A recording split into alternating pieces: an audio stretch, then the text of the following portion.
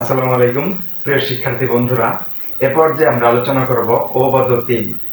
এই উপপাদ্য 3 মানে উপপাদ্যটা অনেক বড় কিন্তু প্রমাণটা অনেক ইজি এবং প্রমাণটা অনেক ছোট। আর আমাদের এই উপপাদ্য 3 করার জন্য আমাদের পৃথক উপপাদ্য প্রয়োজন হবে। আর সেই পৃথক উপপাদ্য হচ্ছে অতিভুজ স্কয়ার সমান লম্ব স্কয়ার প্লাস ভূমি স্কয়ার। আমি এই বেসিকগুলো প্রয়োজন হবে, এই বিষয়গুলো আমি কিন্তু পূর্বের ভিডিওগুলোতে আলোচনা করেছি। তো আমরা আগে দেখে নেই যে এই উপপাদ্যে কি লেখা আছে। এখানে দেখো লেখা আছে যে স্থূলকোণী ত্রিভুজের স্থূলকোণের বিপরীত বাহুর উপর অঙ্কিত বর্গক্ষেত্র ওই কোণের সন্নিহিত অপর দুই বাহুর উপর অঙ্কিত বর্গক্ষেত্র দ্বয়ের ক্ষেত্রফল এবং ওই দুই বাহুর যে কোনো একটি ও তার উপর অপর বাহুর লম্ব বিক্ষেপের অন্তর্গত ক্ষেত্রফলের দ্বিগুণের সমষ্টির সমান। তোমরা প্রথমেই ভাববা যে এটা কি এত বড় কেন, এটা তো বুঝবোই না, মাথায় আসবে না। তো আমি আগে চিত্রের মাধ্যমে বোঝাই, তোমাদের এই জিনিসটা মুখস্থ করার প্রয়োজন নাই। তোমাদের জাস্ট এইটুকু বুঝবা যে এখানে কি বলছে বা এই লেখা অনুযায়ী আমরা চিত্রটা কেমন আঁকবো, জাস্ট এইটুকু বুঝলেই হবে। প্রথম লাইনটা দেখো কি বলছে, একটি স্থূলকোণী ত্রিভুজের। তো আমি তো বলেছিলাম স্থূলকোণী ত্রিভুজটা কি, যে ত্রিভুজের একটা কোণ স্থূলকোণ সেটা হচ্ছে স্থূলকোণী ত্রিভুজ। তো আমরা প্রথমে স্থূলকোণী ত্রিভুজটা এঁকে নিই। স্থূলকোণী ত্রিভুজের স্থূলকোণের বিপরীত বাহু, তাহলে এখানে আমাদের সি হচ্ছে স্থূলকোণ এবং তার বিপরীত বাহু হচ্ছে এবি। বলছে বিপরীত বাহুর উপর অঙ্কিত বর্গক্ষেত্র। তো আমি এটাও বলেছিলাম যে কোনো একটা বাহুর উপর অঙ্কিত বর্গক্ষেত্র হচ্ছে ওই বাহুর স্কয়ার। তাহলে আমাদের কি বলছে, সি কোণের বিপরীত বাহু হচ্ছে এবি, তাহলে আমাদের কি হবে এবি স্কয়ার। তো এরপর কি বলতেছে, তাহলে স্থূলকোণী ত্রিভুজের স্থূলকোণের বিপরীত বাহুর উপর অঙ্কিত বর্গক্ষেত্র, তার মানে আমরা পেয়ে গেলাম এবি স্কয়ার। পরে কি বলে, ওই কোণের সন্নিহিত অপর দুই বাহু। ওই কোণ মানে কি, এই সি কোণ। সন্নিহিত বাহু কোনটা, সন্নিহিত বাহু হচ্ছে এসি আর হচ্ছে বিসি। তো বলছে ওই কোণের সন্নিহিত অপর দুই বাহু, তাহলে আমরা লিখে নেই, একটা হচ্ছে কি বলো এসি, একটা আমরা লিখে নিলাম এসি, আর একটা কি লিখবো এসি লিখলাম, আর এটা কি বিসি। এই হলো অপর দুই সন্নিহিত বাহু, আমরা লিখে নিলাম। এরপর কি বলছে, অপর দুই বাহুর উপর অঙ্কিত বর্গক্ষেত্র, তাহলে কি হবে অপর দুই বাহু আমরা এসি লিখলাম আর এখানে বিসি লিখলাম, তাহলে এসি এর উপর কি লিখবো স্কয়ার আর বিসি এর উপর কি লিখবো বিসি স্কয়ার।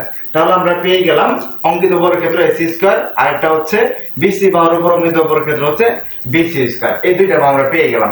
এরপরে কি করতে হবে আমাদের, যে ওই কোণের সন্নিহিত অপর দুই বাহুর উপর অঙ্কিত বর্গক্ষেত্র দ্বয়ের ক্ষেত্রফল, ক্ষেত্রফল আমরা পেয়ে গেলাম, মানে স্কয়ারটা হচ্ছে ক্ষেত্রফল। পরে কি বলছে, এবং ওই দুই বাহুর যে কোনো একটি, ওই দুই মানে হচ্ছে এসি বাহু অথবা বিসি বাহু, এদের মধ্যে যে কোনো একটি তুমি সিলেক্ট করে নিবা। তো আমি কি করব, আমি এসি বাহুটা সিলেক্ট করব। তাহলে কি বলছে, যে কোনো একটি, তার যে কোনো আপনি একটি ধরুন, সেটা হচ্ছে এসি। ওই দুই বাহুর যে কোনো একটি ও তার উপর অপর বাহুর লম্ব বিক্ষেপ। তাহলে যে কোনো একটি আমি যদি এসি ধরি, তাহলে অপর বাহুটা কি থাকবে বিসি থাকবে। তাহলে আমরা লিখে নিব অপর বাহুটা হচ্ছে বিসি, আর আরেকটা যেটা প্রথম যেটা ধরে নিলাম সেটা হচ্ছে এসি বাহু। এখন তোমরা বলো এসি বাহুর লম্ব বিক্ষেপ কি। আমি কিন্তু লম্ব বিক্ষেপ কথাটা পূর্বের ভিডিওতে বলেছিলাম যে লম্ব বিক্ষেপ হচ্ছে যে বাহুর লম্ব বিক্ষেপ কথা বলবে সেই বাহুর শীর্ষবিন্দু হতে আগে লম্ব আঁকতে হবে। লম্ব আঁকার পর আমরা লম্ব এঁকে নিয়ে আগে, তাহলে এখান থেকে লম্ব আঁকলাম, নাম হচ্ছে আমাদের ডি, মানে এডি লম্ব।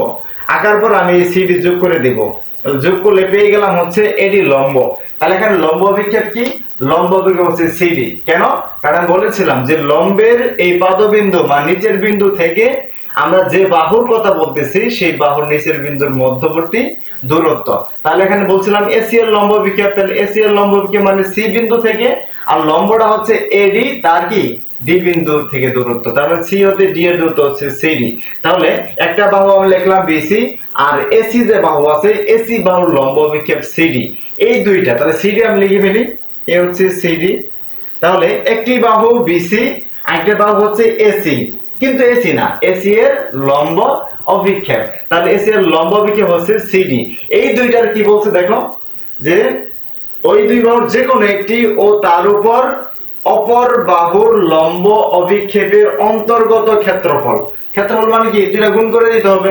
একটা যদি একটা বাহু ক্ষেত্রে হয় তাহলে আমরা কি করব, স্কয়ার করে দেব। কিন্তু দুইটা বাহু দেয়া থাকলে জাস্ট দুইটা বাহুকে আমরা গুণ করে দেব, তাহলে আমাদের ক্ষেত্রফল হয়ে যাবে। তো এখানে গুণ করে দিছি বিসি ইনটু সিডি, দুইটা গুণ হয়ে গেল।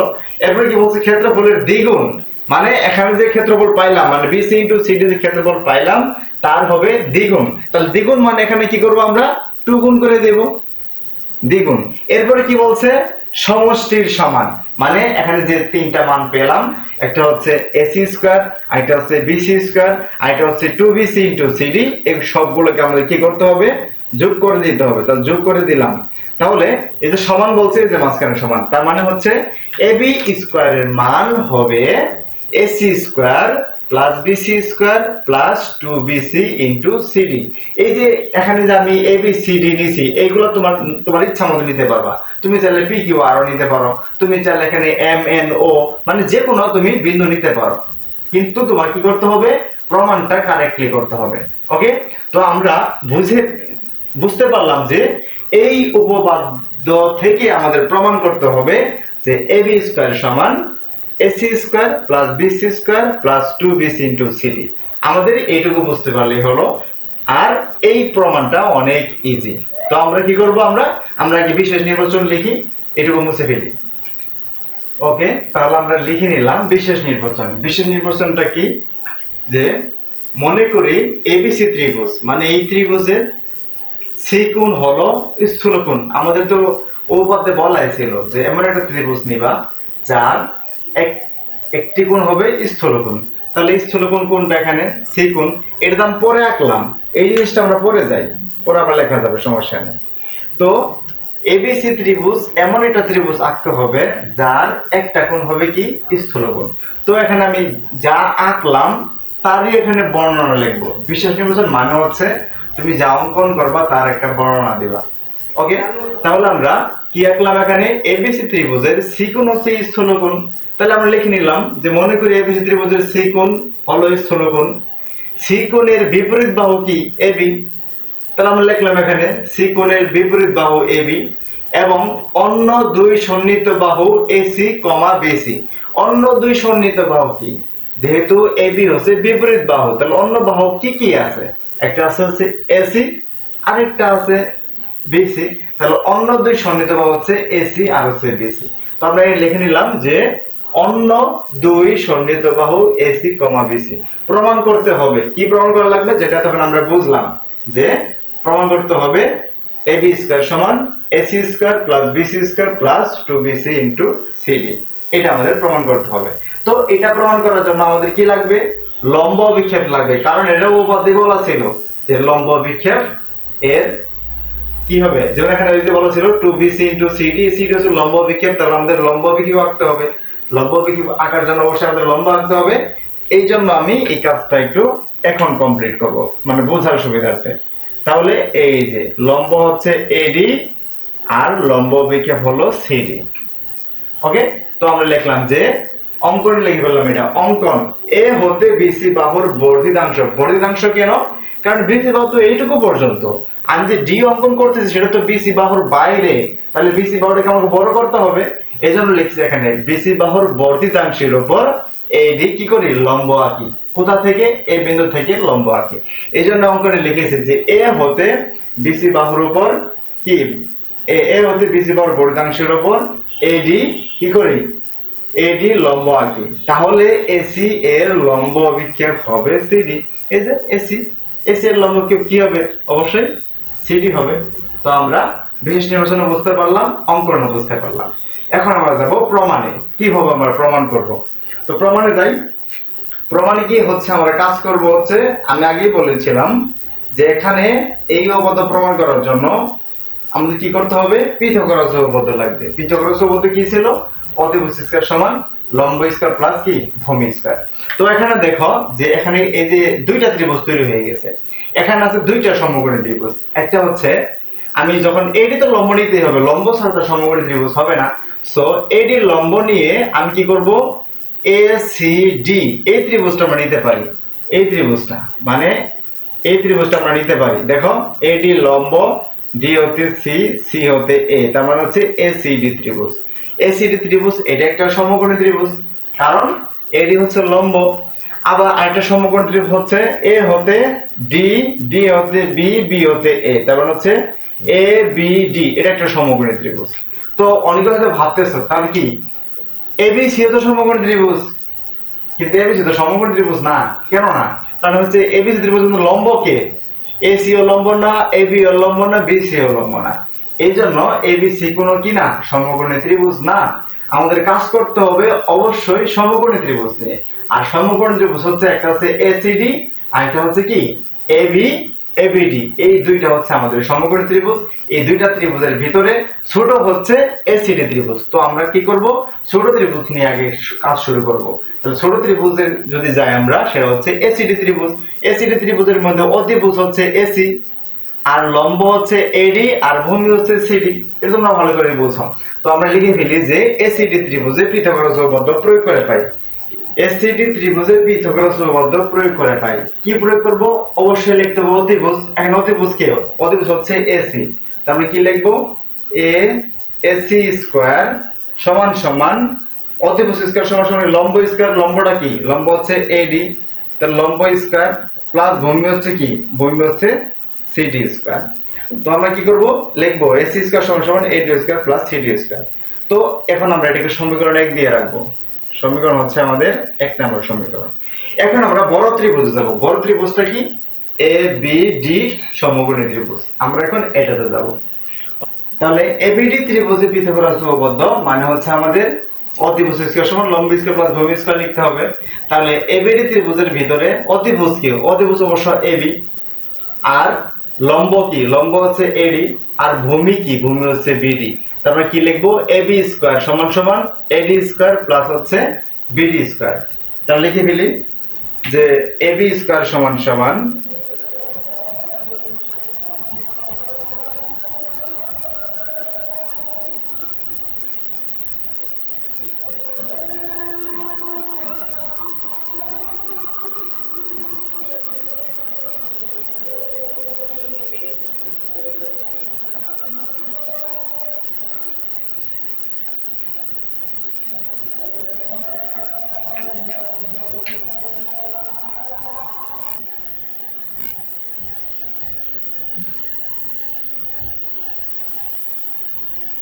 ওকে। তাহলে আমরা লিখে ফেললাম যে এবি স্কয়ার সমান সমান AD square plus BD square. এখন আমাদের প্রমাণে কি আছে? এবি স্কয়ার সমান সমান AC square plus BC square plus 2bc into CD. তাহলে দেখো এই যে প্রথমে যে 1 নং সমীকরণ পাইলাম আমরা, এসি স্কয়ার সমান AD square plus CD square, আর এখন যেটা পাইলাম এরপর দেখো এটার সঙ্গে মিলানোর জন্য দেখো এবি স্কয়ার আমরা পেয়ে গেছি, প্রমাণে কিন্তু এবি স্কয়ার আছে, এখানে আমরা এবি স্কয়ার পেয়ে গেছি। সমান সমান আনতে হবে এসি স্কয়ার আর হচ্ছে বিসি স্কয়ার, মানে এডি স্কয়ার কিন্তু প্রমাণে নাই, তাহলে এডি স্কয়ারকে আমরা বাদ দিতে হবে। আর বিডি স্কয়ার কিন্তু প্রমাণে নাই, তার মানে বিডি স্কয়ারকে আমরা বাদ দিতে হবে। তো আমরা এই যে বিডি স্কয়ারকে বাদ দেওয়ার জন্য অবশ্যই এই বিডি কে দুইটা ভাগে ভাগ করতে পারি, একটা হচ্ছে বিসি আর একটা হচ্ছে সিডি। তার মানে এই বিডি এর পরিবর্তে আমরা লিখতে পারবো বিসি প্লাস সিডি। তাহলে আমাদের কি বিডি অংশটা বাদ চলে যাবে। তো আমরা বোঝার সুবিধার্থে এই 1 নং এটুকু মুছে দিয়ে আমি 1 নংটা একটু উপরে রাখবো আর এখান থেকে কাজ শুরু করব।